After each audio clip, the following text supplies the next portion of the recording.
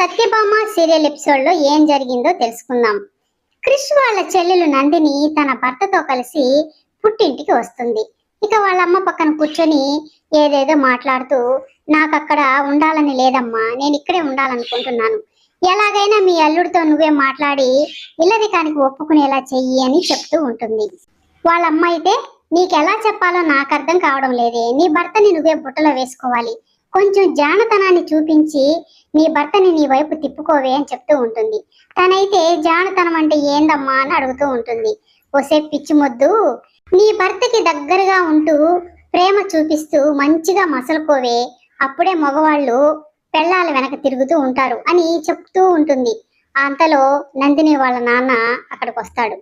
కోపంగా, ఏమి నేర్పిస్తున్నావు నీ కూతురికి, ఎల్లరిక పాఠాలు నేర్పిస్తున్నావా, కొంచెమైనా బుద్ధుందా నీకు అసలు అని తిడుతూ ఉంటాడు. నందిని అయితే వాళ్ళ నాన్నను చూసి, అది కాదు నాన్న, నాకు అక్కడ ఉండడం ఇష్టం లేదు, నేను ఉండలేకపోతున్నాను, నాకు ఇక్కడే ఉండాలని ఉంది, ఎలాగైనా నువ్వే అల్లుడు గారిని ఒప్పించి ఇల్లరికం వచ్చేటట్లు చెయ్యి అంటుంది. ఇక అతనైతే కోపంతో, ఏం మాట్లాడుతున్నావు నువ్వు, అలా వస్తే నా పరువేం గాను, నా రాజకీయ జీవితం ఏం కాను, ఎక్కువ మాట్లాడావంటే నిన్ను కూడా ఇక్కడికి రానికుండా చేస్తాను అని చెప్పి తిట్టడంతో ఇక నందిని అయితే బాధపడుతూ, నా సంతోషం కంటే మీకు మీ రాజకీయ జీవితమే ముఖ్యమా అని అడగడంతో, అవును, నా పరువే నాకు ముఖ్యం, నా పరువు తర్వాతే ఏదైనా అని చెప్పి అతనైతే కోపంగా అంటాడు. ఇక నందిని అయితే నాకు గౌరవం దక్కని చోట నేను ఉండాల్సిన అవసరం లేదు అని తనైతే వడివడిగా బయటికి వచ్చేస్తూ ఉంటుంది. ఆరు బయట క్రిష్, సత్యతో పాటు సత్య వాళ్ళ అన్న అంటే నందిని వాళ్ళ భర్త అందరూ కూర్చొని కబుర్లు చెప్పుకుంటూ ఉంటారు. ఇక వాళ్ళు మాట్లాడుకుంటూ ఉంటే నందిని కోపంగా బయటికి వచ్చి తన భర్తతో, రండి వెళ్దాం, గౌరవం దక్కని చోట ఉండాల్సిన అవసరం లేదు అని అంటుంది.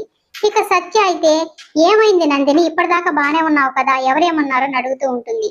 ఎవరు ఏమీ అనాల్సిన అవసరం లేదు, నాకు ఇక్కడ ఉండాల్సిన పని కూడా లేదు, నేనంటే ఇష్టపడని వాళ్ళ ఇంట్లో ఉండాల్సిన అవసరం కూడా లేదని తనైతే కోపంగా అంటూ ఉంటుంది. ఇక సత్య తర్వాత క్రిష్ అందరూ నచ్చ చెప్పడానికి ప్రయత్నం చేస్తూ ఉంటే కూడా తను వినిపించుకోకుండా తన భర్తని లాక్కొని అక్కడి నుంచి వెళ్ళిపోతుంది. ఇక ఇంటికి వచ్చిన తర్వాత నందిని డోర్ ని దబ దబ దబ కొడుతూ ఉంటే అంతలో వాళ్ళ అత్త వచ్చి తలుపు తీస్తుంది.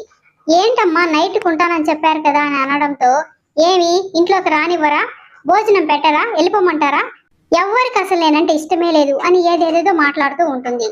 ఇక వెనక తన భర్త అయితే, ఎందుకలా మాట్లాడతావు, ఇప్పుడు అమ్మ ఏమనింది అని అతనైతే అంటూ ఉంటాడు.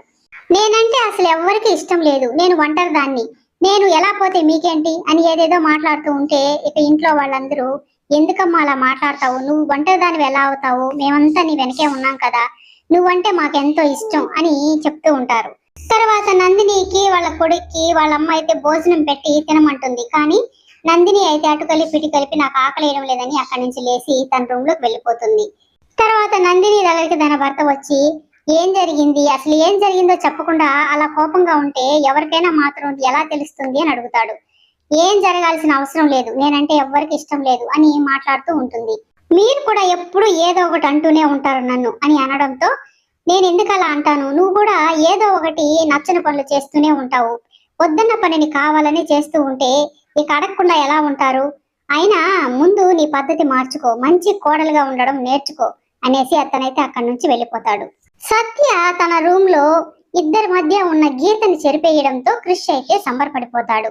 కానీ సత్య మాత్రము, గీత చెడిపేసినంత మాత్రాన సంబరపడిపోకండి, గీత లేకపోయినా మీరు మంచివారు అని నమ్ముతున్నారు కాబట్టే తీసేశాను, కానీ మన ఇద్దరి మధ్య ఉన్న గడువు నెల రోజులే, ఆ విషయం గుర్తు పెట్టుకొని ఆశలు పెంచుకోకండి అని తనైతే అక్కడి నుంచి వెళ్ళిపోతుంది.